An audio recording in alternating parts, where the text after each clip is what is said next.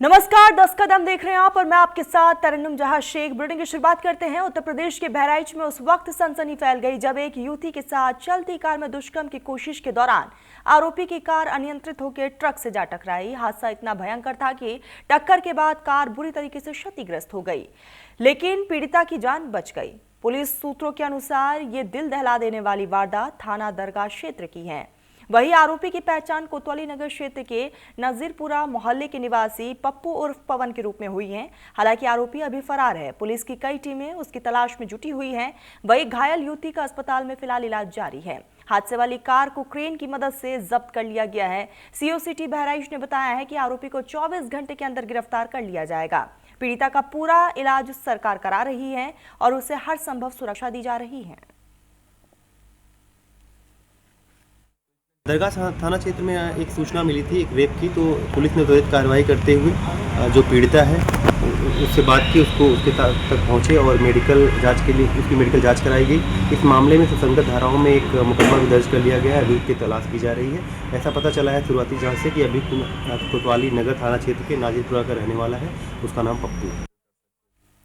उत्तर पूर्वी के दुर्गम पहाड़ी इलाके में आज एक बेहद दर्दनाक सड़क हादसे ने पूरे देश को झकझोर कर रख दिया। अरुणाचल प्रदेश के अंजाव में यूलियांग चगलामागम रोड पर एक डंपर ट्रक अनियंत्रित होकर करीब 1000 फीट गहरी खाई में जा गिरी, जिसमें सवार असम के तिनसुकिया जिले के 21 दिहाड़ी मजदूरों की मौत हो गई। लेकिन हादसे में एकमात्र जीवित बचे व्यक्ति ने चिपरा GRIF कैंप पहुंचकर हादसे की सूचना दी है, जिसके बाद रेस्क्यू ऑपरेशन शुरू किया गया और अब तक 14 शव बरामद किए गए हैं। तिनसुकिया के पुलिस अधीक्षक मयंक कुमार ने पुष्टि की है कि मजदूर तिनसुकिया जिले के हैं और हॉस्टल के निर्माण के लिए अरुणाचल प्रदेश गए थे। वहीं तिनसुकिया जिले के उपायुक्त स्वलिपन पोल ने कहा है कि लगभग सुबह 11 बजे हमें जानकारी मिली कि अंजाऊ जिले में एक वाहन खाई में जा गिरा। इसके अनुसार हमने पुष्टि के लिए अंजाऊ और तेजू के डीसी से संपर्क किया है। रेस्क्यू टीम ने अब तक 14 शव और एक जीवित व्यक्ति को बचाया है। वही एक व्यक्ति अब भी लापता है। हमको पता नहीं, ये नया जगह में आया है ना, ढलाई के लिए आया रहा। ढलाई हाईलंग ड्राइवर तो मार गया ना? ड्राइवर तो मार गया ना? हुआ देखिए ना, जाओ ना। हमको पता नहीं, ये नया जगह में आया है ना, ढलाई के लिए आया रहा। ढलाई हाईलंग ड्राइवर तो मार गया ना? ड्राइवर तो मार गया ना? हुआ देखिए ना, जाओ ना। दिल्ली में भारत रत्न पूर्व प्रधानमंत्री अटल बिहारी वाजपेयी की जन्म शताब्दी के मौके पर matrix society of social services ने कॉन्स्टिट्यूशनल क्लब में भव्य कार्यक्रम का आयोजन किया और इस कार्यक्रम में तमाम दिग्गज मौजूद रहे। कार्यक्रम का उद्देश्य अटल जी के आदर्शों, उनके नेतृत्व और राष्ट्र सेवा में किए गए योगदान को नई पीढ़ी तक पहुंचाना था।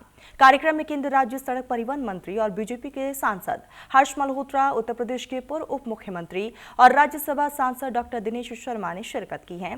बिहार के महाराजगंज से सांसद जनार्दन सिंह सिंग्रवाल मुख्य अतिथि के रूप में मौजूद रहे हैं और इसी के साथ और भी कई गणमान्य लोग इस पूरे कार्यक्रम में उपस्थित रहे। ये 3 दिवसीय अटल जी की जन्म शताब्दी समारोह को हम लोग मिला रहे हैं और ये सौजन्य है मिनिस्ट्री ऑफ कल्चर भारत सरकार का। और इसका एकमात्र उद्देश्य है कि अटल जी के विचारों से देश के युवा और जो समाज है वो उनको जाने और एक नेता के रूप में कैसे थे, एक कवि के रूप में कैसे थे, एक समाज सेवक के रूप में कैसे थे, एक शिक्षाविद के रूप में कैसे थे और एक साधारण शिक्षक से भारत के प्रधानमंत्री और देश के सबसे लोकप्रिय नेता तक कैसे पहुँचे, जनमानस तक भारतवर्ष के हर कोने में इनके विचारों को पहुँचाया जाए। इस निमित्त इस कार्यक्रम का आयोजन किया गया है। उत्तर प्रदेश के मुख्यमंत्री योगी आदित्यनाथ आज एक दिवसीय वाराणसी के दौरे पर हैं, जहां पर उन्होंने मतदाता सूची के विशेष गहन पुनरीक्षण अभियान यानी कि SIR को लेकर सर्किट हाउस सभागार में करीब 1.5 घंटे तक मैराथन बैठक की और बैठक में काशी क्षेत्र के सभी 6 जिलों के प्रभारी मंत्रियों, सांसदों, विधायकों, भाजपा महानगर और जिला अध्यक्षों, गठबंधन सहयोगी दलों के नेताओं और संगठन के वरिष्ठ पदाधिकारियों ने हिस्सा लिया। सीएम योगी आदित्यनाथ ने बैठक में साफ लहजे में निर्देश दिया है कि मतदाता सूची का ये विशेष पुनरीक्षण अभियान सिर्फ एक औपचारिकता नहीं है, ये लोकतंत्र की बुनियाद है। कोई भी पात्र मतदाता छूटना नहीं चाहिए और कोई अपात्र नाम जुड़ना भी नहीं चाहिए। जनप्रतिनिधि, संगठन के सभी पदाधिकारी और बूथ स्तर के कार्यकर्ता मिलकर घर घर जाएं, हर पात्र व्यक्ति का नाम जुड़वाएं और गलत नाम हटवाएं। ये काम 100% पारदर्शिता के साथ होना चाहिए। बैठक के बाद क्षेत्र अध्यक्ष दिलीप पटेल ने बताया कि मुख्यमंत्री ने बहुत विस्तार से हर विधानसभा और हर बूथ की समीक्षा की है और अब वाराणसी, चंदौली, भदोही, जौनपुर, गाजीपुर, मिर्जापुर और 6 जिलों में SIR का रात दिन काम होगा। प्रदेश के यशस्वी मुख्यमंत्री जी का आज ये बैठक संपन्न हुआ है। इसका मुख्य उद्देश्य SIR विशेष गहन मतदाता पुनरीक्षण कार्यक्रम को गति देने का, सभी जनप्रतिनिधि, सभी कार्यकर्ता मिल करके ये प्रत्येक बूथों पर ऐसे जो अनमैपिंग डाटा है, अभी जो शिफ्टेड है, जो अनट्रेस डाटा है, उनको खोज करके और ये प्रयास करना कि कोई भी पात्र मतदाता छूट न जाए, कोई भी पात्र मतदाता छूट न जाए। ऐसे एक एक मतदाताओं से मिल करके सहयोग करके उनको मतदाता सूची में सम्मिलित करने के लिए माननीय मुख्यमंत्री जी का आज हम सभी को मार्गदर्शन प्राप्त हुआ है। और इस बैठक में माननीय मुख्यमंत्री जी के अतिरिक्त इस वाराणसी कमिश्नरी के प्रमुख हमारे जो यहाँ जनप्रतिनिधि थे वो भी उपस्थित थे। खबर गुजरात से है। गुजरात के वलसाड़ के उमरगाम तालुका स्थित सरीगाम GIDC इंडस्ट्रियल एरिया में सैकड़ों मजदूरों ने काम छोड़कर जोरदार प्रदर्शन किया है। प्रदर्शन कर रहे कर्मचारियों का आरोप है कि पिछले कई महीनों से उन्हें यहाँ पर नियमित वेतन नहीं मिल रहा है, तो वही ओवरटाइम का बकाया भुगतान भी अटका हुआ है और प्रबंधन उनकी शिकायतों को लगातार अनसुना कर रहा है। गुस्साए मजदूरों ने कंपनी गेट के सामने धरना देकर नारेबाजी की और सड़क जाम कर दिया, जिससे पूरे इलाके में तनाव का माहौल बन गया। मजदूरों ने एक स्वर में कहा कि हम दिन रात 12-12 घंटे मेहनत करते हैं, फिर भी महीने के आखिरी में पूरा वेतन नहीं मिलता। ओवरटाइम का पैसा तो कई महीनों से बकाया है, जिससे घर चलाना मुश्किल हो गया है। बच्चे की फीस तक नहीं भरी जा रही है। अगर अब भी नहीं सुनी गई तो हम अनिश्चितकालीन हड़ताल पर चले जाएंगे। प्रदर्शन की खबर मिलते ही आम आदमी पार्टी के अध्यक्ष मनीष हलपति बड़ी संख्या में कार्यकर्ताओं के साथ मौके पर पहुंची और मजदूरों के बीच बैठकर उनका पूरा साथ दिया। मनीष हलपति ने कंपनी प्रबंधन पर तीखा हमला बोलते हुए कहा कि ये गरीब मजदूर गुजरात की इंडस्ट्री की रीढ़ है, इन्हें समय पर वेतन और ओवरटाइम ना देना सरासर गलत है। अगर कंपनी ने 7 दिन के अंदर सभी बकाया भुगतान नहीं किया तो आम आदमी पार्टी पूरे गुजरात स्तर पर आंदोलन करेगी। हम मजदूरों के हक के लिए सड़क से लेकर विधानसभा तक लड़ेंगे। वही इस पूरे मामले को लेकर हमारे संवाददाता मंजीत सिंह ने आम आदमी पार्टी के अध्यक्ष मनीष हलपति से खास बातचीत की। क्या कुछ कहना है आपको सुनाते हैं। आज हम हैं वलसाड़ जिले के उमरगाम तालुका में, जहां पे सरीगाम में एक धरना प्रदर्शन किया गया। उमरगाम तालुका के आम आदमी पार्टी के प्रमुख हमारे साथ जुड़ रहे हैं इस वक्त मनीष जी। मनीष जी, किस चीज को लेके धरना किया गया था और क्या क्या मुद्दे थे आप लोगों के? नमस्कार। आज आदित्य इंडस्ट्रीज नाम की एक कंपनी है जहाँ पे फार्मा है, दवाई बनती है। यहाँ के स्थानिक जो मजदूर है उन्हें जो मिनिमम वेजेस के हिसाब से जो सरकार द्वारा नक्की करने में आया है वो पगार इनको नहीं मिल रहा है, इनको ESI नहीं मिल रहा है, इनको सैलरी स्लिप नहीं मिल रही है, इनका PF नहीं कट रहा है, इनको इंक्रीमेंट नहीं मिल रहा है। उस मुद्दे पे हमारे पास सुबह में बहुत सारे स्थानिक कामदार आए, 200 से 350 जैसे लोग। तो हमने बातचीत की और हमारा टीम के साथ हम कंपनी पे पहुंचे। तो वहां पे हम गए तो कंपनी का ओनर जैसे गए तो उनसे बात करने की हमने कोशिश की, तो इन्होंने ऐसे बताया कि जो तुम आए हो तो तुम ही इन लोग को लेके जाओ, तुम्हारे घर पे खिलाओ, तुम्हारे घर पे रखो और मैं दूसरा बाहर से वर्कर लाऊंगा और काम कराऊंगा, ऐसी बात की। गोवा अग्निकांड जिसने पूरे देश को झकझोर दिया था, नाइट क्लब में जहां महफिल सजी थी वहां चंद मिनटों में मातम पसर गया। इस हादसे में 25 लोगों की मौत हो गई थी और हादसे से जब हाहाकार मचा था तब नाइट क्लब के मालिक लूथरा ब्रदर्स कार्रवाई के डर से थाईलैंड फरार हो गए थे। लेकिन आज भारत के यहाँ पर अनुरोध पर थाईलैंड पुलिस ने दोनों को दबोच लिया है। बताया जा रहा है कि 2 से 3 दिन में दोनों को भारत लाया जाएगा।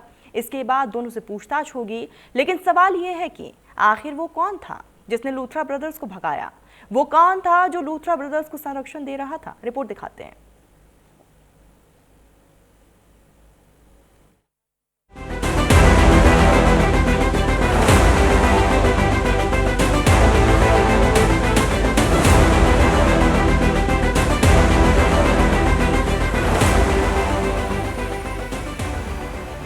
हाथों में हथकड़ी, पुलिस का घेरा और चेहरे पर शिकन। यह तस्वीर है गोवा नाइट क्लब अग्निकांड के गुनहगार लूथरा ब्रदर्स की, जिन्हें भारत के अनुरोध पर थाईलैंड पुलिस ने फुकेट से धर दबोचा। गोवा अग्निकांड के बाद से ही पुलिस लूथरा ब्रदर्स की तलाश कर रही थी। गोवा से दिल्ली तक इनके ठिकानों को खंगाल रही थी, लेकिन पुलिस की नाक के नीचे से ये दोनों इंडिगो की फ्लाइट से थाईलैंड भाग गए थे, जिस पर गोवा पुलिस ने विदेश मंत्रालय और सीबीआई के जरिए इंटरपोल से दोनों की गिरफ्तारी की अपील की थी। इसके बाद इंटरपोल ने उनके खिलाफ ब्लू कॉर्नर नोटिस जारी किया था। ब्लू कॉर्नर नोटिस जारी होने के बाद थाईलैंड पुलिस ने दोनों को हिरासत में ले लिया। लूथरा ब्रदर्स को हिरासत में लिए जाने के बाद की जो तस्वीरें सामने आई हैं, उनमें दोनों हाथों में हथकड़ी पहने पुलिस के घेरे में दिख रहे हैं। दोनों के हाथों में पासपोर्ट भी दिख रहा है।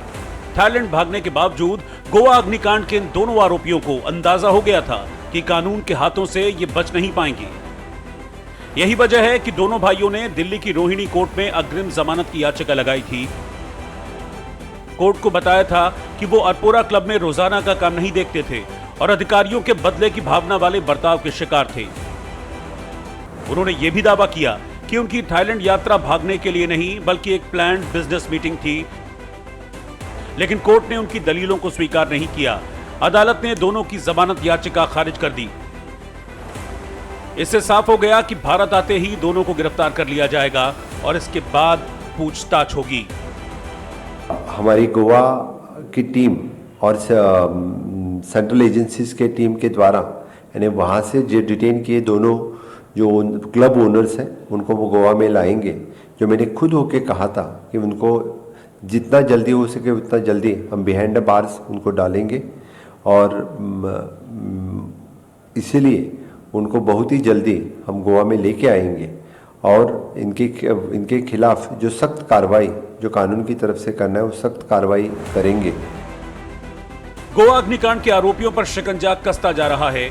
एक और लूथरा ब्रदर्स से पूछताछ की तैयारी है तो दूसरी ओर उनके सहयोगियों पर कार्रवाई का कोड़ा चलने लगा है। गोवा के night club birch by Romeo lane के मालिक लूथरा ब्रदर्स के पार्टनर अजय गुप्ता को भी पुलिस ने दबोच लिया है, जिसे आज अदालत में पेश किया गया, जहां उसके वकील ने स्वास्थ्य का हवाला देकर राहत मांगी, लेकिन कोर्ट ने मांग खारिज करते हुए अजय गुप्ता को 7 दिनों की रिमांड पर भेज दिया।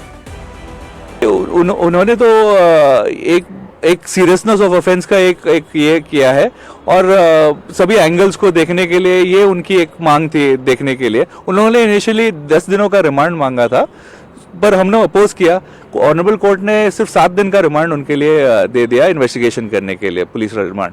देखिए, इन्वेस्टिगेशन तो प्रिलिमिनरी स्टेज में, हम कुछ कमेंट नहीं कर सकते इस बारे में, लेकिन अल्टीमेटली हमारा तो कॉपरेशन पूरा है। जो भी पुलिस चाहती है हम लोग कॉपरेट कर रहे हैं और हमारा स्टैंड यही है कि हमारा इसमें कुछ रोल है ही नहीं, हमको सिर्फ इम्प्लीकेट किया गया है इस केस में। गोवा अग्निकांड में कार्रवाई की रफ्तार अब तेज होने लगी है।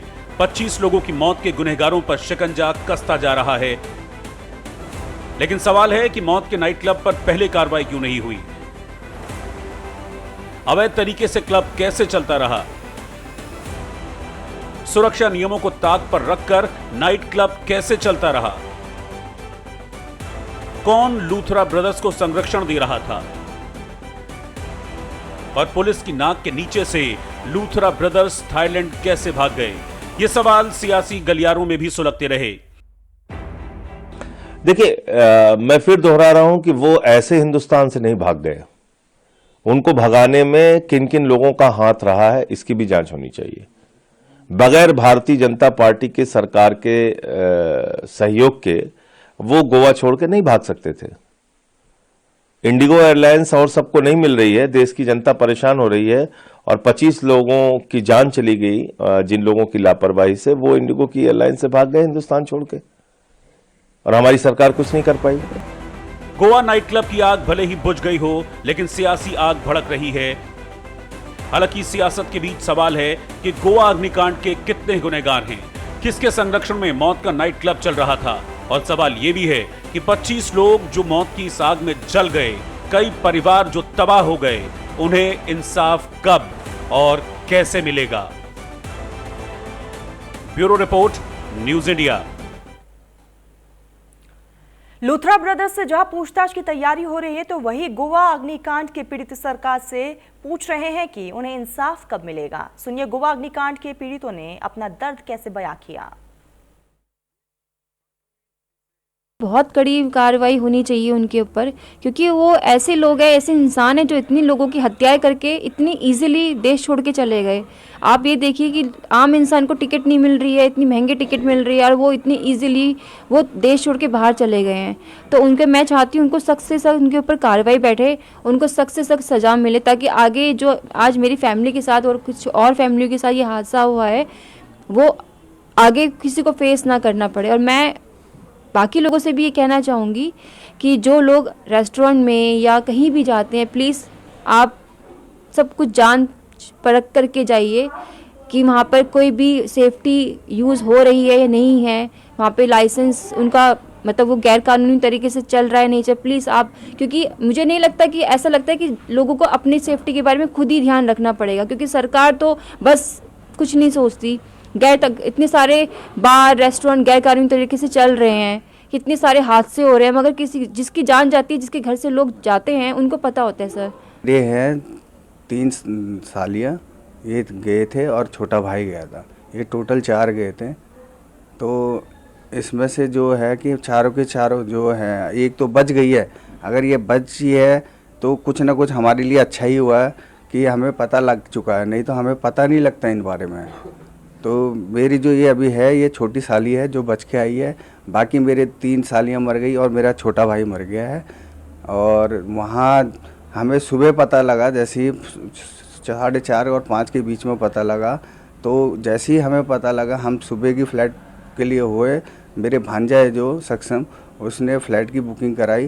तो बहुत नया करते करते बहुत बड़ी मुश्किल से हमें जाना होगा, इस वजह से उनको लेने। तो हमें टिकट कंफर्म हो चुकी थी।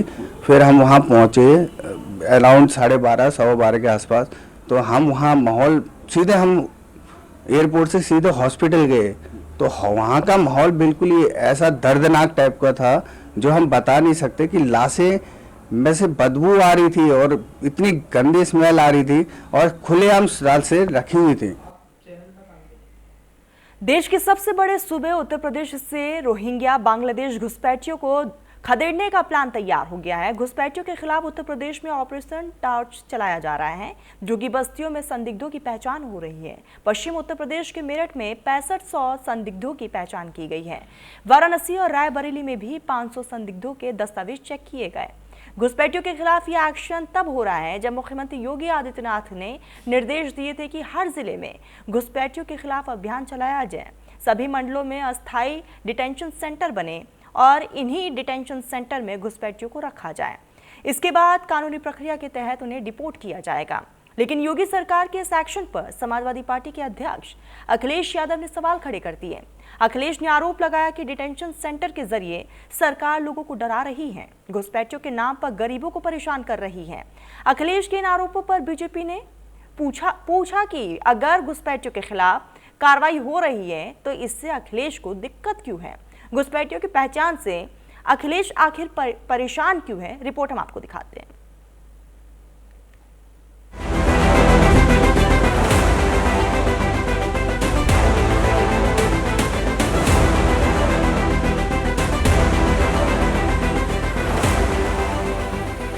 घुसपैठियों के खिलाफ यूपी में सबसे बड़ा ऑपरेशन शुरू हुआ। रोहिंग्या बांग्लादेशी घुसपैठियों की पहचान के लिए पुलिस और सुरक्षा एजेंसियों ने सर्च ऑपरेशन चलाया। इस ऑपरेशन का नाम दिया गया ऑपरेशन टॉर्च। लखनऊ से लेकर लखीमपुर खीरी, मेरठ से लेकर रायबरेली तक संदिग्धों की तलाश में झुग्गी झोपड़ियों को खंगाला गया। यूपी पुलिस और सुरक्षा एजेंसियों ने यह एक्शन तब लिया जब मुख्यमंत्री योगी आदित्यनाथ ने निर्देश दिए थे कि घुसपैठियों के खिलाफ हर जिले में अभियान चलाएं। अभियान चलाकर घुसपैठियों की पहचान करें, फर्जी दस्तावेज बनाने वालों का पता लगाएं, रोहिंग्या और बांग्लादेशी घुसपैठियों की लिस्ट तैयार करें। डिटेंशन सेंटर प्रदेश के हर मंडल में बनाए जाएं। घुसपैठियों की पहचान कर उन्हें डिटेंशन सेंटर में रखें। पहचान प्रक्रिया में लापरवाही बर्दाश्त नहीं की जाएगी। मुख्यमंत्री के निर्देश पर फौरन एक्शन भी हुआ। घुसपैठियों को दबोचने के लिए ऑपरेशन टॉर्च चलाया गया। साथ ही पकड़े जाने वाले घुसपैठियों पर नकेल कसने के लिए फुल प्रूफ प्लान तैयार किया गया। बताया जा रहा है कि पकड़े जाने वाले अवैध बांग्लादेशी या रोहिंग्या घुसपैठियों को डिटेंशन सेंटर में तो रखा ही जाएगा, इसके अलावा घुसपैठियों का एक बड़ा डेटाबेस तैयार किया जाएगा। डिटेंशन सेंटर में रखे जाने वाले घुसपैठियों की बायोमेट्रिक प्रोफाइल तैयार की जाएगी। उनकी उंगलियों के निशान, आइरिस, चेहरे की बनावट के साथ ही पहचान से जुड़ी जानकारियों को सुरक्षित किया जाएगा। कई घुसपैठिया एक बार खदेड़े जाने के बाद दोबारा न घुस सकें, इसे ध्यान में रखकर पुलिस प्रशासन अपनी तैयारी कर रहा है। बायोमेट्रिक प्रोफाइल होने की उनकी भविष्य में आसानी से पहचान की जा सकेगी। संदिग्धों की लिस्ट दूसरे राज्यों की पुलिस के साथ भी साझा की जाएगी। योगी सरकार का यह एक्शन इसलिए क्योंकि पिछले 20 साल में रोहिंग्या और बांग्लादेशी घुसपैठियों ने फर्जी पहचान पत्रों के सहारे शहर दर शहर अपनी पहचान बदलकर नेटवर्क बड़ा किया। पकड़े जाने पर वे तुरंत दूसरी जगह नई पहचान बनाकर बस जाते थे। पूरा नेटवर्क फर्जी दस्तावेज बनाने वाले गिरोहों की मदद से चलता था। लेकिन योगी सरकार का नया मास्टर प्लान इसी नेटवर्क को जड़ से तोड़ने की तैयारी है। ऑपरेशन टॉर्च से संदिग्धों की पहचान हो रही है और इसे लेकर सीएम योगी ने यूपी की जनता से सहयोग की अपील की है। सोशल मीडिया पर पोस्ट कर यूपी के मुख्यमंत्री ने लिखा, प्रदेश में अवैध रूप से रह रहे रोहिंग्या एवं बांग्लादेशी घुसपैठियों के विरुद्ध सख्त और निर्णायक कार्रवाई प्रारंभ हो गई है। मैं प्रदेश की जागरूक जनता से अपील करता हूं कि सतर्क रहें और घरेलू अथवा व्यावसायिक कार्यों में किसी भी व्यक्ति को नियोजित करने से पूर्व उसकी पहचान अवश्य सुनिश्चित कर लें।